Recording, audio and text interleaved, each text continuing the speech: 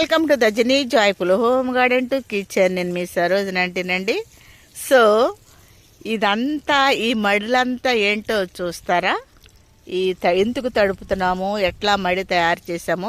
యాక్చువల్గా ఈ మడి తయారు చేసింది ఇటు వరకు పెట్టాను నేను. మీకు ఎంతమంది గుర్తుందో నాకైతే తెలియదు.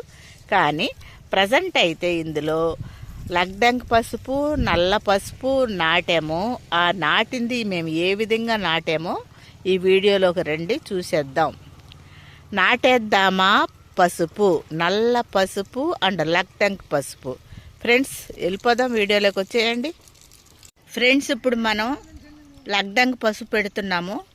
లగ్డంగ్ పసుపు పెడుతున్నాం కనుక అది ముందు విత్తనాలు తయారు శుద్ధి చేసుకోవటానికి ఆ నీళ్ళు వేసుకుని దాంట్లో కవ్ యూరిన్ జీవామృతం వేసి ఒక 15 ml ఓకే జీవామృతం వేసాము. జీవామృతం వేసి అందులో మనం పసుపు వేసి ఒక 10 minutes అట్లా ఉంచుదాం.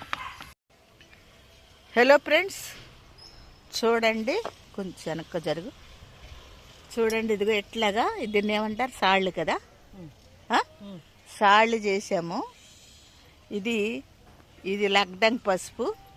ఇక ఇట్లా పెడుతున్నాం చూడండి. 1 2 3 4 5 చేసాము.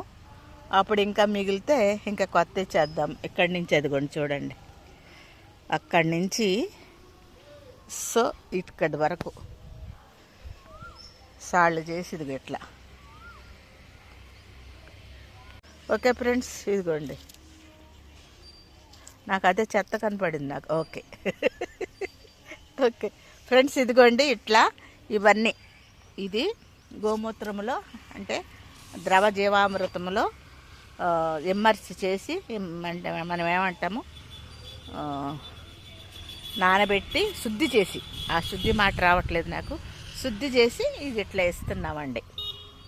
ఇది నల్ల పసుపు. దీన్ని కూడా మనము గోమూత్రంలో జీవామృతంలో శుద్ధి చేసాం. ఇది కూడా నాటేద్దాం. నల్ల పసుపు నాటేద్దామండి. ఫ్రెండ్స్, మా పసుపు కంప్లీట్ అయిపోయింది పెట్టడం. 4 rows అయితే లగ్డంగ్ పసుపు, 4 rows అయితే నల్ల పసుపు పెట్టాము. ఈ లైన్గా వాటర్ కూడా పెడుతున్నాము. అంటే లెంత్ ఎక్కువే ఉంది అని అనుకుంటున్నాం. మరి ఎంత వస్తుందో తెలీదు, ఇంకా కొంచెం ఉండాలి. అది ఎందులో పెట్టానో చూసి మళ్ళీ పెడతాను. ఓకే, ఈ రోజుతో అయితే పసుపు అయ్యిందండి. నల్ల పసుపు, లగ్డంగ్ పసుపు మాత్రమే అయ్యింది. రేపు మళ్ళీ ఉన్నాయి. రేపు ఇంకొక వీడియోలో కలుస్తాను మళ్ళీ మీకు. చూడండి.